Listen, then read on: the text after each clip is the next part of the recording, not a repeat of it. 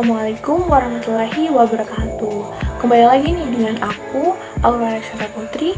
Dan di video kali ini masih sama nih dengan video sebelumnya, bahwa video ini aku buat untuk memenuhi tugas mata kuliah Administrasi Pendidikan yang dibimbing oleh Bapak Suri Pamuji MPDI. Nah, untuk materi kali ini aku akan membawakan materi baru. Apa sih judulnya? Nah, aku kasih bocoran nih bahwa judul materi yang akan aku bawakan yaitu Kepemimpinan Pendidikan dan Essential Traits. Nah, sebelumnya perkenalan dulu ya, seperti biasanya. Perkenalkan, nama aku Aurora Reksa Putri. Aku dari kelas 3 PGA dengan NIM 2017402037. Nah, untuk kelanjutannya kita langsung saja ke materinya. Kepemimpinan Pendidikan dan Essential Traits. Seperti biasa akan muncul foto aku ya. Nah, apa sih yang dimaksud dengan leadership pendidikan atau kepemimpinan pendidikan? Nah, untuk submateri yang pertama yaitu pengertian kepemimpinan pendidikan atau leadership, education leadership. Membahas tentang pengertian kepemimpinan pendidikan, kita dapat dimulai dari kata leadership atau kepemimpinan, yang dimana kata ini itu memiliki makna yang luas dan beragam. Seperti yang dikatakan oleh ahli bahwa tidak ada definisi yang baku mengenai kepemimpinan ini. Dan di sini banyak ahli yang mendefinisikan kepemimpinan itu sendiri. Dan aku akan menjelaskan beberapa saja. Dan ada pengertian yang lugas dari Maka Wimbang yang mendefinisikan kepemimpinan sebagai kapabilitas yang dipunyai oleh individu dengan tujuan membujuk orang lain. Nah, kata kapabilitas ini sendiri itu berarti memperdayakan atau memperkerjakan orang lain, di mana biasanya pemimpin itu identik dengan menyuruh-nyuruh bawahannya atau anggotanya.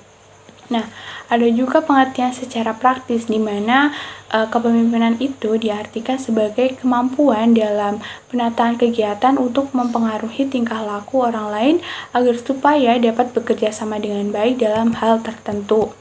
Nah, seorang pemimpin itu pastinya identik dengan memiliki kelebihan yang dimana mereka itu layak dan cocok ditunjuk sebagai pemimpin. Dan dalam ranah pendidikan itu sendiri, kepemimpinan diartikan sebagai individu dalam membimbing, menggerakkan, dan mengarahkan anggota dan bawahannya, yang pastinya itu adalah guru dan staf karyawan dari sekolah, dengan implementasi proses pendidikan dan pengajaran dalam rangka mewujudkan tujuan yang telah ditetapkan. Jadi pastinya ini bekerja di bidang pendidikan, yang biasanya itu dalam pendidikan itu pasti pemimpinnya adalah kepala sekolah, yang dimana beliau akan mengarahkan dan memberikan masukan untuk bawahan dan anggotanya dalam mengelola sistem pendidikan itu.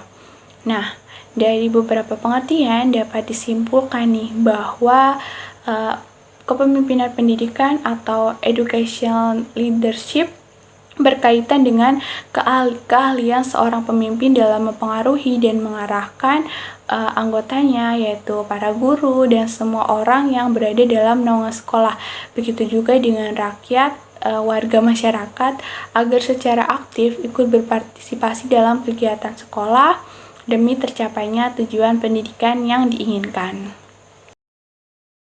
Nah, lanjut ke subbab yang kedua, yaitu tentang fungsi kepemimpinan pendidikan, yaitu kepala sekolah ya.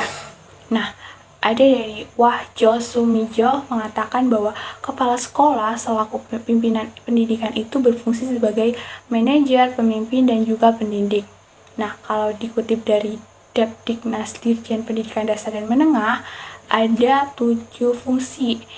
Ya, jadi fungsi kepemimpinan pendidikan itu diklasifikasikan menjadi 7, yaitu edukator, manajer, administrator, supervisor, leader, inovator, dan motivator. Nah, kita membahas yang pertama, yaitu fungsi edukator. Bahwa di sini kepala sekolah itu membimbing, pastinya membimbing guru dan bawahannya ya. Dan di sini tuh membimbing tenaga pendidik, kemampuan dalam membimbing karyawan, dan juga membimbing peserta didik. Ada loh kepala sekolah yang juga mengajar juga di kelas gitu. Dan di sini pastinya mengembangkan staf dan karyawan, kemampuan dalam belajar serta mengikuti perkembangan ilmu pengetahuan dan teknologi, dan juga memberikan contoh dalam mengajar. Nah, untuk yang kedua yaitu ada fungsi manajer, yang dimana kepala sekolah ini bertugas dalam menyusun program, menyusun organisasi kepegawaian, menggerakkan staf, terus mengoptimalkan daya institusi pada lembaga pendidikan yang ditempati ini. Nah, fungsi yang ketiga yaitu fungsi administrator, yang dimana kepala sekolah itu memiliki kemampuan dalam mengelola segala administrasi yang menyangkut proses belajar mengajar. Nah, dan juga kemampuan mengelola bimbingan dan konseling, kesiswaan, ketenagaan, keuangan, sarana dan prasarana, juga mengelola administrasi persuratan. Nah, untuk fungsi yang selanjutnya yaitu fungsi supervisor, yang dimana kepala sekolah bertindak sebagai manajer. Dan manajer tadi sudah disebutkan ya apa saja tugasnya. Dan yang terakhir yaitu ada lagi fungsi leader, yang dimana kepala sekolah itu menjalankan tugas dan tanggung jawabnya sebagai inovator dan motivator, dan ini berkaitan dengan fungsi yang terakhir yaitu fungsi inovator dan motivator itu sendiri, bahwasanya kepala sekolah itu menjalankan tugas dan tanggung jawabnya sebagai leader, dan ini tuh ada kaitannya ya antara fungsi leader dan fungsi inovator dan motivator, di mana kepala sekolah itu pastinya harus memberikan contoh kepada bawahannya, kepada para guru, kepada para staf, menjadi contoh dalam berbuat dan proses belajar dan mengajar. Namun dari Rohmat menyederhanakan ketujuh fungsi ini menjadi 2 fungsi. Yang pertama yaitu fungsi manajer dan juga leader, bahwa fungsi manajer sendiri itu mencakup fungsi administrator dan supervisor, di mana ada tugas-tugasnya yaitu yang pertama planning atau perencanaan, yang mencakup kemampuan menentukan tujuan organisasi, merumuskan program institusi, kemampuan menyusun strategi pengembangan, menentukan standarisasi pencapaian tujuan. Dan yang kedua yaitu tugasnya adalah organizing atau pengorganisasian, yang mencakup kemampuan menghimpun dan mengkoordinasi SDM, kemampuan menghimpun dan mengkoordinasikan sumber-sumber material institusi pendidikan, kemampuan menentukan sumber daya yang dibutuhkan institusi pendidikan, kegiatan yang dibutuhkan untuk mencapai tujuan, menentukan kegiatan yang dibutuhkan, mengembangkan organisasi atau institusi pendidikan, kemampuan penugasan dan tanggung jawab kepada tenaga pendidik dan staf administrasi. Dan tugas yang ketiga yaitu tugas staffing atau penyusunan personalia, yang mencakup kemampuan penentuan kebutuhan SDM, kemampuan mengadakan rekrutmen, kemampuan mengadakan sampai selesai, kemampuan mengadakan pelatihan dan pengembangan SDM, kemampuan mengadakan orientasi pada tenaga pendidik dan staf administrasi. Dan tugas selanjutnya yaitu leading atau pengarahan, yang dimana kemampuan menyusun job description, kemampuan untuk menempatkan para bawahan pada SDM yang tepat, kemampuan untuk membangkitkan semangat, kemampuan untuk memberikan arahan bagi para pendidik dan staf administrasi. Dan tugas yang terakhir yaitu controlling atau pengawasan, mencakup aspek-aspek kemampuan untuk penilaian kinerja bawahan, kemampuan untuk mengidentifikasi kasus-kasus penyimpangan, kemampuan mengadakan strategi untuk mengadakan perubahan, kemampuan menyusun strategi untuk kontrol terhadap program pencapaian tujuan. Nah, yang kedua yaitu fungsi leader, yang mencakup fungsi inovator dan motivator, di mana yang tadi sudah dijelaskan bahwa kepala sekolah itu pastinya menjadi contoh dan motivasi bagi para guru dan staf karyawannya dalam segala proses, segala bertindak ya. Dan ada juga dari Hamdani yang mengemukakan fungsi utama pemimpin pendidikan, yaitu yang pertama menciptakan suasana kerjasama dan persaudaraan yang baik sehingga pekerjaan itu dijalannya terasa mudah dan enjoy ya, dan juga ringan karena dilakukan secara bersama-sama dan saling bergotong royong. Yang kedua yaitu mengorganisir bawahan sehingga tujuan dapat tercapai. Nah, memang pemimpin itu pastinya itu tugasnya itu mengarahkan bawahannya, menasehati agar supaya mereka itu dapat bekerja dengan baik dan terarah. Nah, yang ketiga itu membuat prosedur kerja untuk kelompok dengan melihat lingkungan sekitar sehingga dapat memilih prosedur yang lebih efektif dan efisien agar supaya tercapai tujuan-tujuan pendidikan itu, agar supaya mereka itu dapat bekerja dengan maksimal dan tujuan itu juga dapat tercapai dengan ringkas gitu ya. Ada yang terakhir yaitu ada bertanggung jawab dalam menangani kasus bersama kelompok dan adil dalam memimpin kelompok.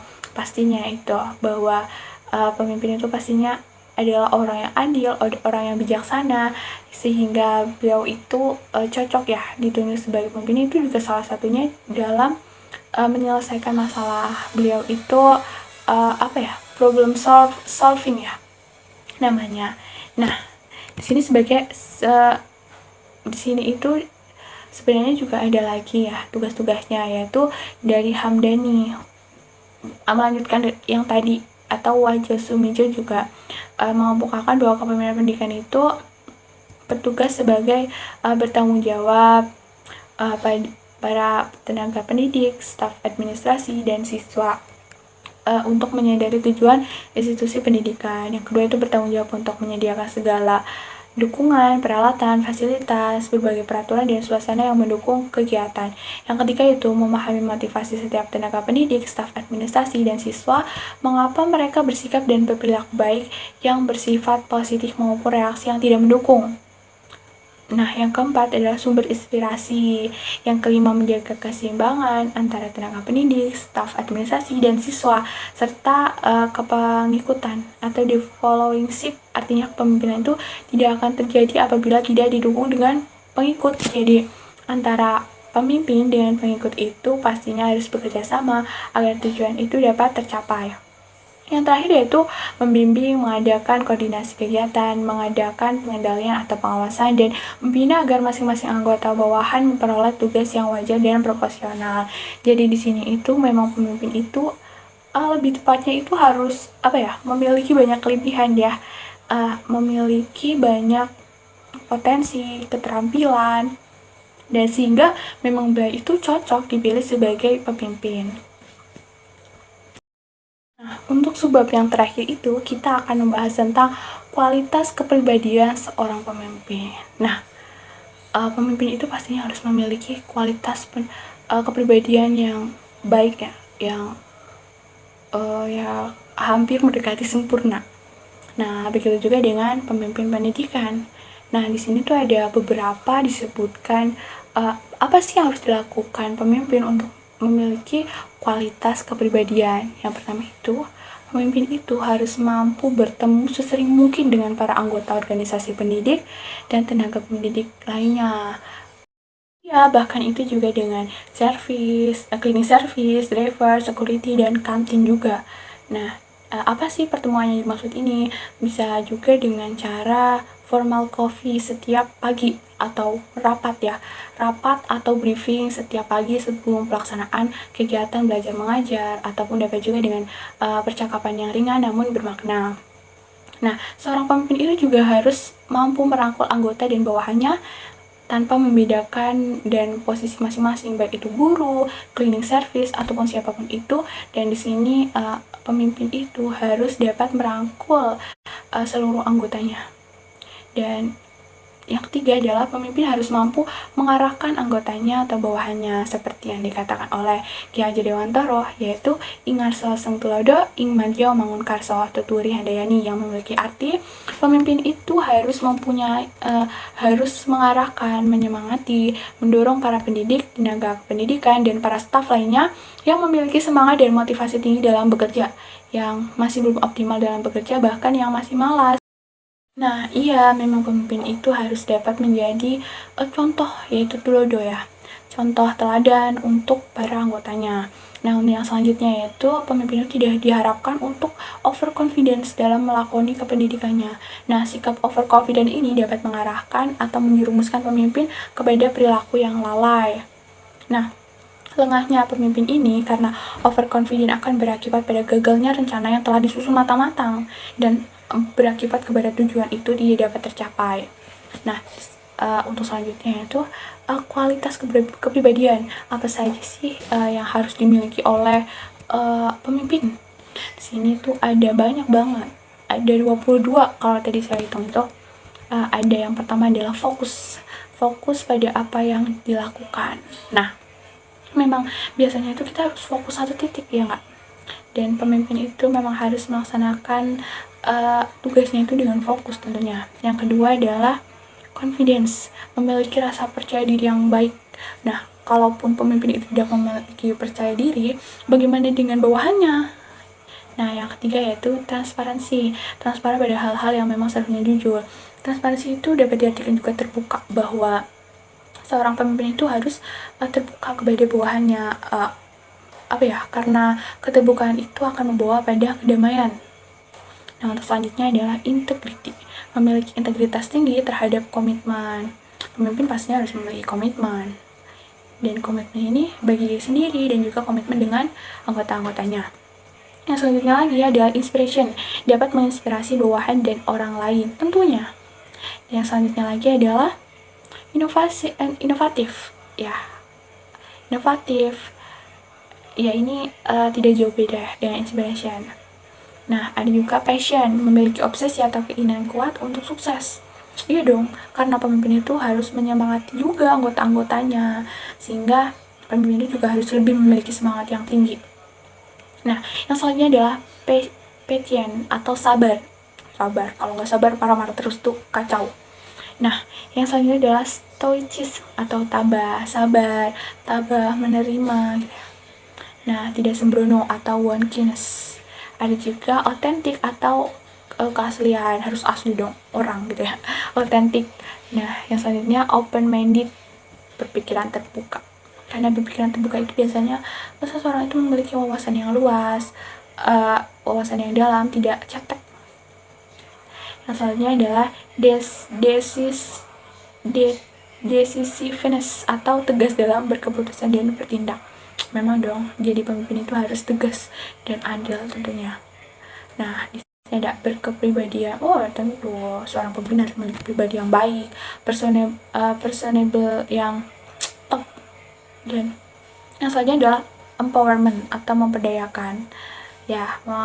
Mempengaruhi, memperkerjakan, menasihati, dan mampu membangun budaya. Optimis, positif, murah hati, generous, gigih, ulet, persisten, memiliki wawasan yang luas, mampu berkomunikasi dengan baik dengan bawahan dan orang lain. Communication dapat dipertanggungjawabkan apa yang dilakukannya, yaitu accountability, dan resah ketika bawahan memiliki masalah dan tidak mampu mereka menyelesaikan masalahnya.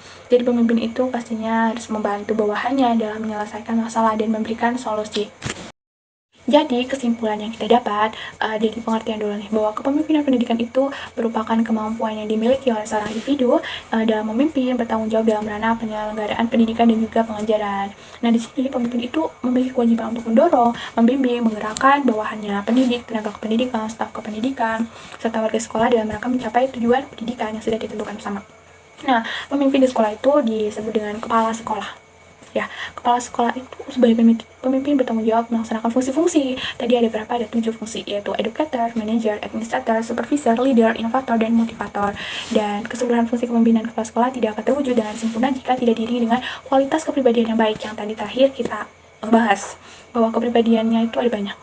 Ada fokus, confidence, transparansi, terbuka, integrity, inspiration, passion, inovatif, patient, stoicism, wonkiness, authentic, open-minded, decisiveness, personable, empowerment, positive, generous, persistence, insightfulness, communication, accountability, dan business. Nah, mungkin itu saja yang dapat aku sampaikan di video kali ini.